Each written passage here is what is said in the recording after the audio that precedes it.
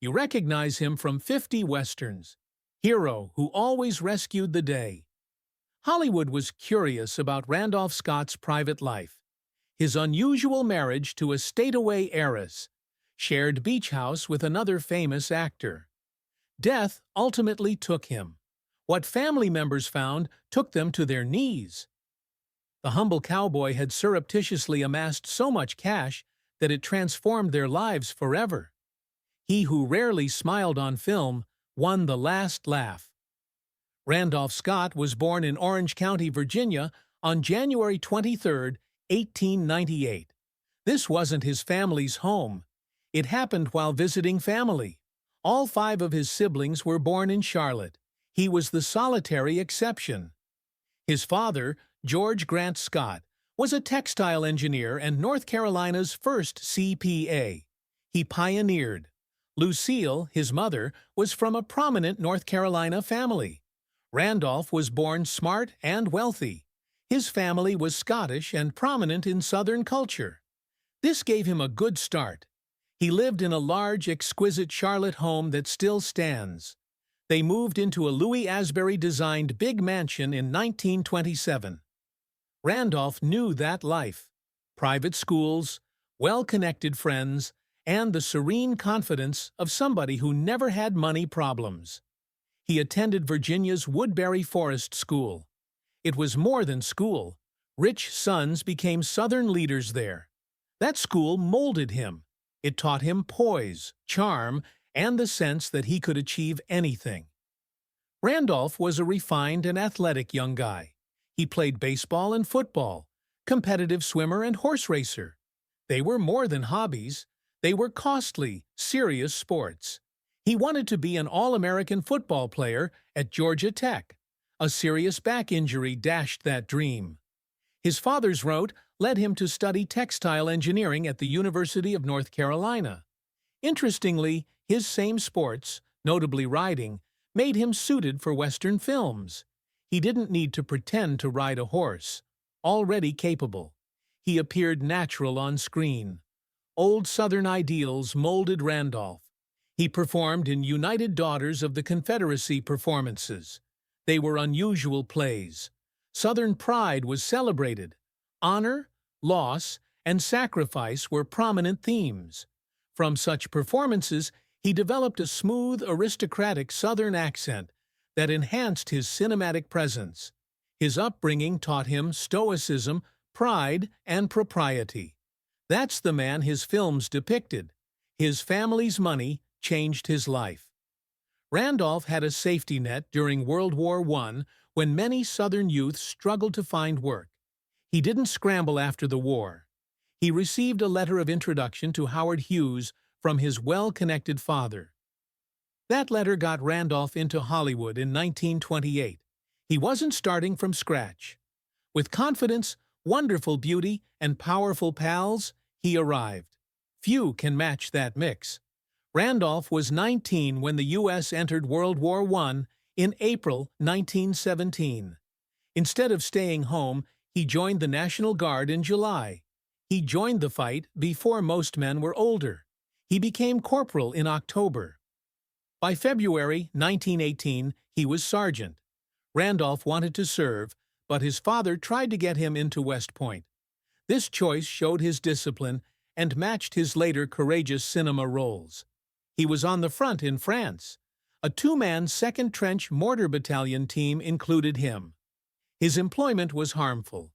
Under enemy fire, he directed artillery fire from tiny shelters. Before every expedition, he and his partner read pocket testaments and held dog tags. He kept quiet about what he witnessed. His work was precise. He sent artillery aim updates using hand-calculated math. If he erred, men may die. Pressure like that helped him develop the calm, hardened strength people observed in his roles. His military background provided him real-world talents Hollywood couldn't replicate. He rode horses over tough terrain. He practiced guns and bayonets. These weren't props, survival tools. When Randolph played cowboys and soldiers later, it felt real, because it was. And he wasn't simply playing heroic, he lived it. After the war ended in November 1918, Randolph didn't rush home. In France, he attended Saumur's artillery officer candidate school. May 1919 saw him promoted to second lieutenant. After returning to the U.S., he attended Georgia Tech to become a good football player. He joined a fraternity and resumed sports. His previous injury returned. The dream ended too. So he moved again, this time to UNC to study engineering. It ended. The classroom couldn't match battlefield or football field excitement. He quit college to work for his father's textile company. He worked hard at that firm. He worked as an accountant, auditor, and office manager. He was attentive and accountable. He wasn't excited about that existence. He gambled in 1927 since it wasn't enough. He quit a stable career for something risky. At the 1929 Los Angeles Country Club game, something unexpected happened. His partner was Howard Hughes. Yes, Howard Hughes, the wealthy, eccentric filmmaker and aviator. Scott had no idea this golf round would change everything. Hughes admired Scott's height, beauty, and Southern charm. Hollywood needs his kind. Hughes offered him a brief, uncredited role in The Far Call after the game. It was a small movie role. But it began. Perhaps Scott would never have entered movies if he had skipped golf that day. This lucky break taught Scott that looks weren't enough. He required skill, so he joined Pasadena Community Playhouse. The West Coast's top acting school trained Gene Hackman and Dustin Hoffman. Scott labored. Stage acting, singing, and movement were his studies. Cecil B. DeMille attended a theater in 1931. He noticed Scott, was impressed. Someone said the young man has something Hollywood can't teach. That moment gave Scott opportunities. Not anymore a lucky golfer. He was emerging as an actor. Something extraordinary occurred behind the scenes of The Virginian, a Western that year. Gary Cooper, the actor, needs Virginia accent coaching. What better teacher than a Virginian? Cooper was coached by Scott. He wasn't the star, he was uncredited, but he made Cooper sound more real, detractors said. That film made Cooper famous, while Scott remained unnoticed. Still, it cemented their connection and proved Scott's generosity and professionalism. In 1932, things improved. Scott signed with Paramount. That was significant then. His first major film was Hot Saturday, with Nancy Carroll and a teenage Cary Grant. Something happened behind the scenes, but the film's provocative story created ripples. Grant and Scott got close. For nearly 10 years, they shared a Malibu beach house. They were gossiped, theorized, and covered in magazines. But the truth was simple. Hollywood rarely has such a strong bond. Scott gained duties throughout this time. He was no longer backdrop. Naturally, his Southern charm and attractive features helped. His calm, assured demeanor at 6 feet, 2 inches impressed spectators. By 1934, he landed bigger parts. He played loyal buddies or passionate rivals, but always had a unique charisma. Randolph Scott's first marriage appeared ideal. On March 23, 1936, he married Marion DuPont Somerville. Heiress and granddaughter of DuPont chemical pioneer, she was affluent.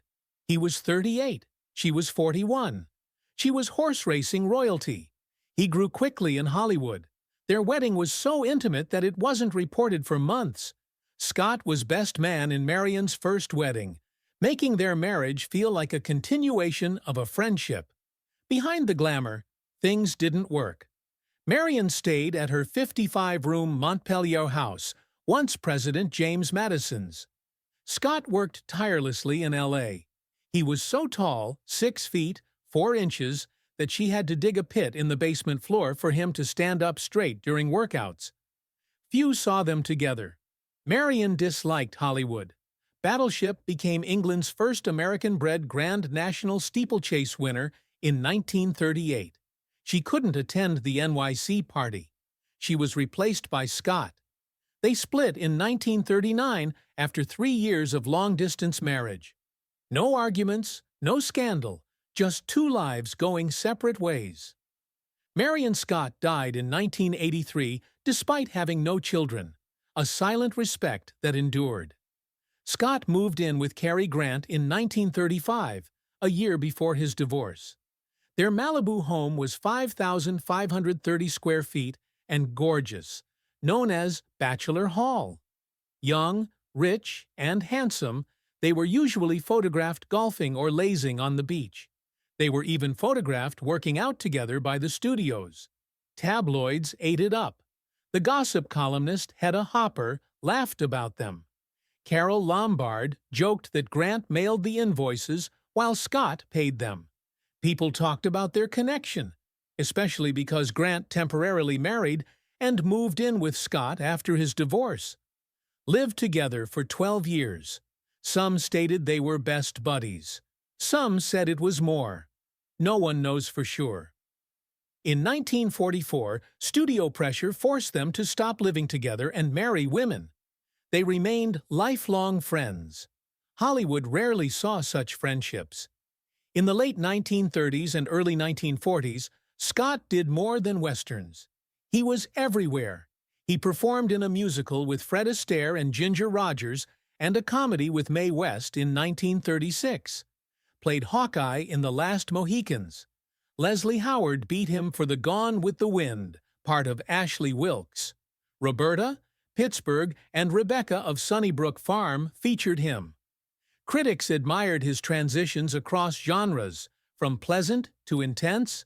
He was no ordinary cowboy yet. Those years shaped him. They helped him find his voice and get fans. By the early 1940s, he stopped altering genres. Westerns became his home, and he wore the cowboy hat naturally. Directors adored him. Scott was the only gentleman I've encountered in this field, according to Michael Curtis. Meaningful in a divas-filled industry. After training at Pasadena Playhouse, Cecil B. DeMille gave him major roles. Listening and learning, he never caused difficulty. George B. Seitz, The Last Mohican, Henry King, and Jesse James were his colleagues. They admired his discipline. He was punctual, professional, and prepared. He embodied his Southern gentleman persona behind the scenes. 2 roles changed everything. Last of the Mohicans led an adventure film in 1936. At 92 minutes, it was tight, rapid, and action-packed. Hero Scott's Hawkeye has heart. Jesse James followed in 1939. Scott played Will Wright with Henry Fonda and Tyrone Power. Over $2.3 million was made in the U.S. and Canada. Only Gone with the Wind and Mr. Smith Goes to Washington performed better that year. Hollywood protected animals on set when a horse scene sparked an uproar. The film was huge. When America entered World War II, Scott wanted to serve. His back problem prevented him from joining the Marines. He didn't just watch. He entertained troops on military bases with comic Joe Dorita. He raised federal food on his ranch. He lifted morale with military films like To the Shores of Tripoli, Bombardier, Corvette, K-225, and Gung Ho. These films go beyond entertaining. They boosted morale. Scott symbolized American strength, real and imagined. Married Patricia Stillman in 1944. That marriage lasted 40 years until his 1987 death. Their adopted children were Christopher and Sandra. Scott's family was quiet, while other Hollywood couples burned brightly. It offered him calm many stars never did. He was also business savvy. He founded Runon Productions with Harry Joe Brown in the late 1940s. The name combines Randolph and Brown. Most actors had no say then. Studios made all calls. Scott chose his own westerns for Runon. He got creative freedom and more money. The shift affected his final cinematic years. Bad Man's Territory debuted in 1946. Scott played Mark Rowley, a lawman fighting Jesse James and the Dalton Gang. Film profits were $557,000. That was costly. Audiences adored it. Scott became a big office draw with 2 sequels. Something amazing happened between 1950 and 1953, making Randolph Scott a Hollywood icon. He lasted in the top 10 of America's most popular male stars for 4 years. Any actor, but especially one producing westerns, which didn't normally fare well at the box office, was rare. Even worse, Scott was in his 50s when his movies made a lot of money. By 1950, he earned $100,000 each film, about $1.3 million today. Families from cities to the countryside waited to see his quiet, forceful justice. Wide-eyed kids, rough ranchers, and everyone in between were his devotees. He went beyond stardom. He symbolized. But that rise went beyond numbers. His stories and delivery mattered. He played Bat Masterson, a tough lawman hired to clean up a chaotic Kansas town in Trail Street from 1947. Not only was the film action-packed, it was vibrant and made $365,000.